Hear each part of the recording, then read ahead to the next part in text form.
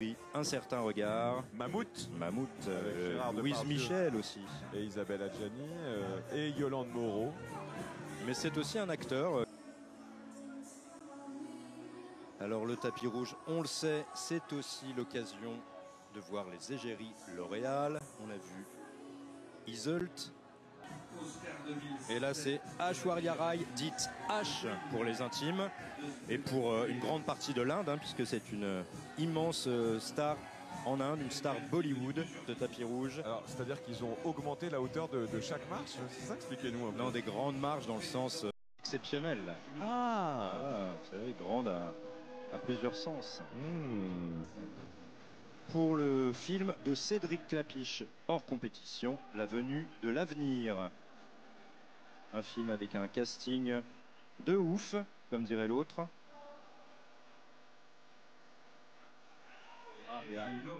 Non. Tu as réussi bien, non? Non, J'y ai réussi bien.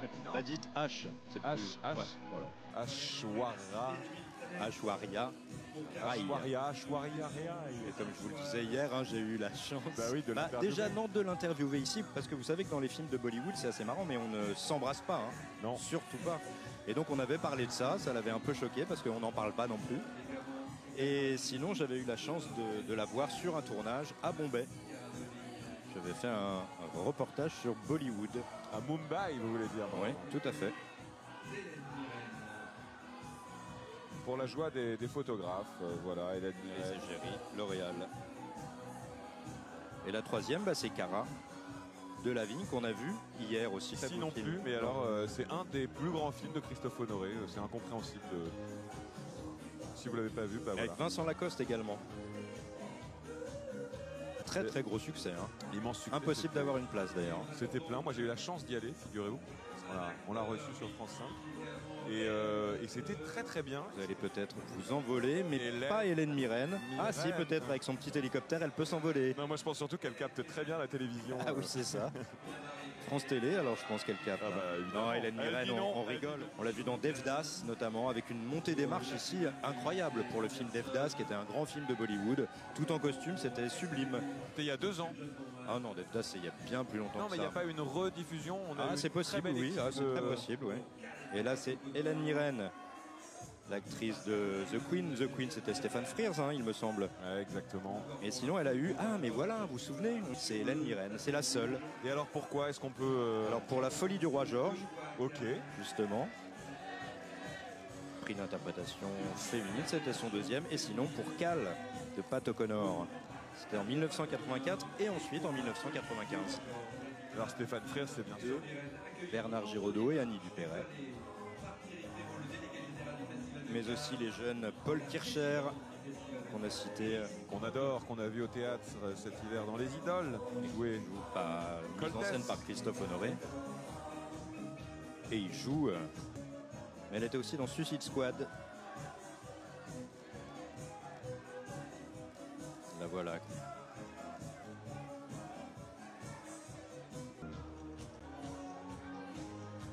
Cara de Lavigne, qui fait des petits bisous au photographe. C'est aussi Illusion perdue, on l'a dit, de Xavier Giannoli. Il était donc caché. Oui, Mais aussi l'année dernière, c'est assez drôle. C'est un pitch à la Raphaël Quenard ou à la French Dispatch, elle a joué. Et puis on l'a vu aussi dans Mademoiselle de Jonquière, c'était le film en costume avec Édouard Baird, très beau, d'Emmanuel Mouret aussi. Je vous en parlais tout à l'heure, mais je ne vous l'avais pas cité. Et là, à l'image, c'est Suzanne Lindon, la fille de Vincent Lindon et Sandrine Kiberlin, qui a été réalisatrice. Je ne sais plus le titre. 16 printemps. Ah voilà, c'était par rapport à son âge, justement. Réalisatrice précoce. Et puis aussi, c'est la série En thérapie. Elle avait un rôle assez impressionnant de technique. La série initiée par le duo de Nakache réalisateurs et Toledano, et je Nakache crois Toledano. que c'est le moment où vous vous taisez. Et vous aussi. Mais vous d'abord. Et vous après.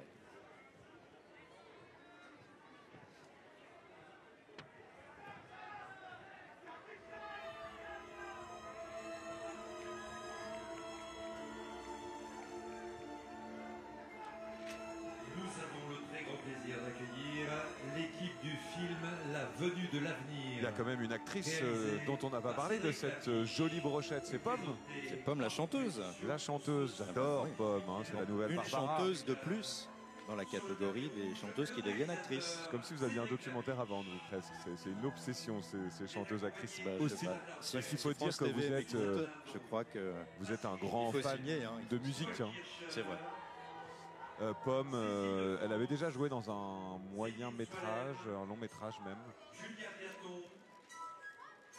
Ça fait plaisir de la voir là aussi, grande artiste, interprète.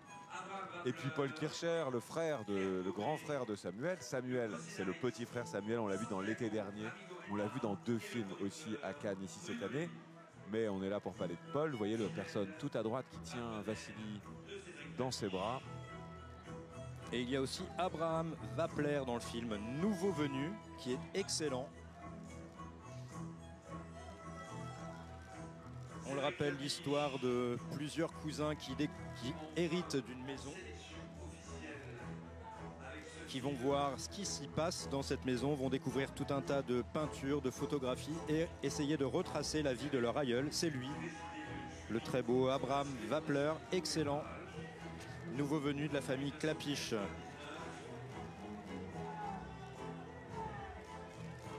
Et qui tombe d'ailleurs amoureux de Pomme. Est-ce que Julia Piaton ne vous fait pas penser à Julia Roberts un peu? Oui, c'est vrai. Elle a quelque chose de très charismatique. Vincent Macaigne. Et le vent se lève sur la croisette. On le voit dans les cheveux de Julia Piaton.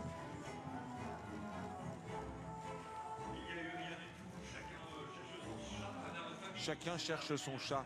Ça, c'était un film pas mal avec Olivier Py, notamment, celui qui deviendra par la suite le grand directeur et metteur en scène de théâtre. Et juste avant, il n'y avait eu rien du tout aussi. Ça se passait dans un grand magasin. C'était avec Fabrice Lucchini. Regardez, Vassili. Pas mal aussi, Vassili.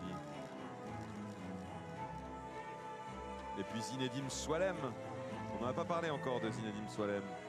C'est un acteur fétiche de Klapisch depuis 25 ans. On l'a vu dans Paris, on l'a vu dans l'Auberge espagnole.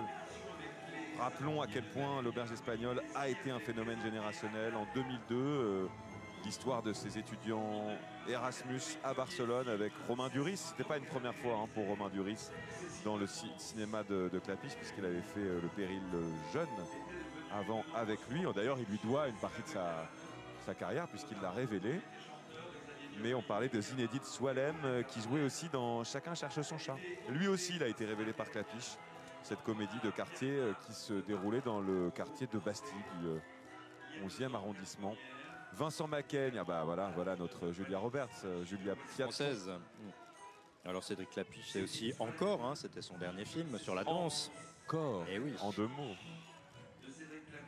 Vincent Macaigne, moi j'aimerais vous parler parce que j'ai une autre passion pour lui, c'est ce metteur en scène de théâtre. Il a commencé comme un metteur en scène de théâtre public très musclé, que des corps nus qui hurlent et qui se baignent dans du sang, notamment en adaptant les tragédies de Hamlet. C'est à lui qu'on doit en partie d'avoir révélé Laure Calamy, hein, qu'on verra après dans 10%, dans Antoinette, dans Les Cévennes, etc., etc. Vincent Macaigne, un acteur formidable.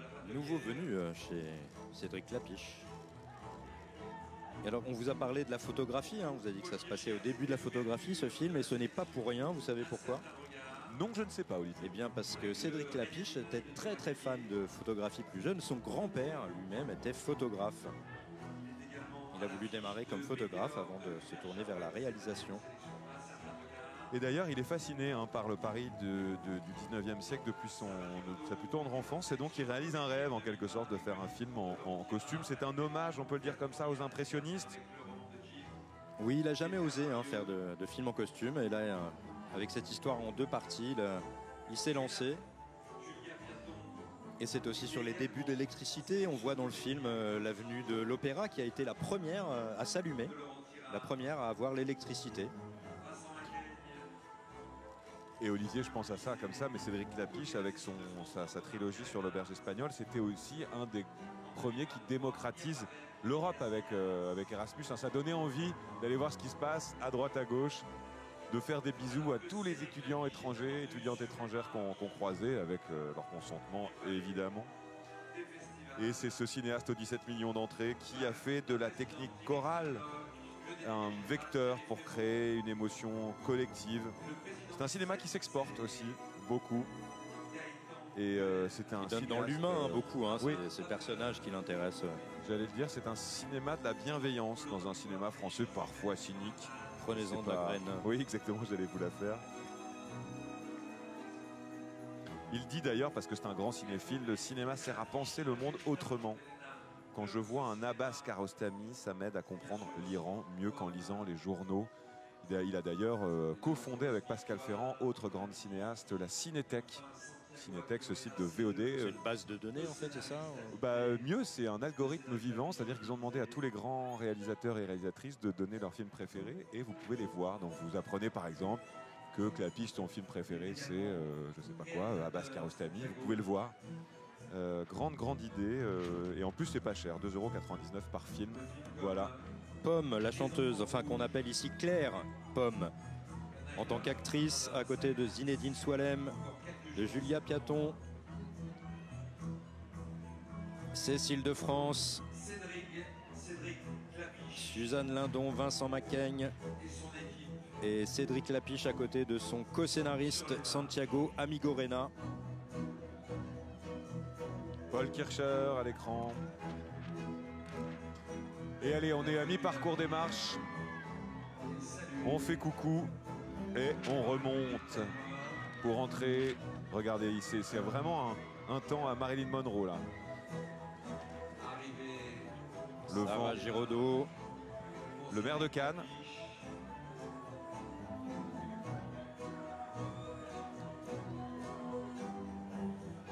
Ah oui, et c'est effectivement le président du CNC qu'on voit aussi. Qui accueille toute l'équipe. Le nouveau président, vous savez que ça a changé récemment après les accusations qu'on connaît. Et c'était un nouveau président. D'ailleurs, on peut faire un petit point sur la cinématographie française. Elle est plutôt moribonde, en tout cas elle est un peu en repli dans ce premier semestre 2025, mais peut-être que Clapiche va arriver avec... Encore, ça avait très bien fonctionné, je crois, au cinéma. Je ne sais plus les chiffres, encore, mais ça avait très bien fonctionné, mais vous savez que l'année dernière,